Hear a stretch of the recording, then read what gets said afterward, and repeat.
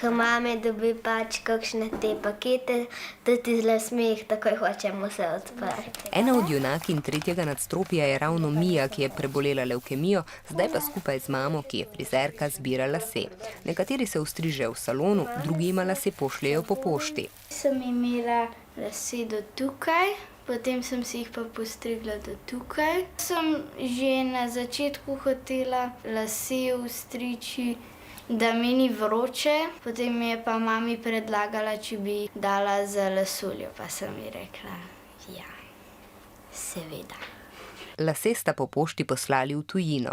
Tudi Adelisa je lase prvikrat darovala v tujini, drugič pa v Sloveniji in k temu pritegnila še kolegice. Ko sem prišla v službo, vsi so bili navdušeni, kakšna sprememba. Sta se tudi odločili, da so tudi darovali 30 cm, potem je še od kolegice sestra, tako da ta krog se širi, jaz sem pa res srečna in ponosna, da naši junaki res imajo tako podporo. Minimalna dolžina je 30 cm zdravih las, pred striženjem morajo biti lasje sveže umiti šamponom brez balzama, lahko so obarvani, vendar ne v divje barve, pa ne pridejo v poštev lasje, ki so obarvani s kano. Ko je opran, se ga posuši, potem se jih spne v čop in odstriže. Čope las pošljeta v Anglijo dobrodelni organizaciji, ki mladim slovenskim bolnikom brezplačno daruje lasulje. Se mi zdi fino, da lahko pač tisti otroci, ki nimajo las, da bi lahko v bistvu imeli lasulje.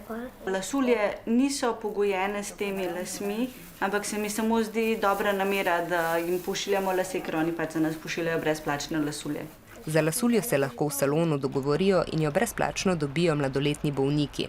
Ena takih je tudi Melisa, ki so ji lasje izpadli zaradi zdravljenja. V bistvu jaz imam Šahman-Diamond sindrom. Rešitev je bila presaditev kostnega mozga. Sem se zbudila ob 6. zvečer in sem videla samo lase okoli sebe. In potem me je v bistvu tam medicinska sestra pobrila.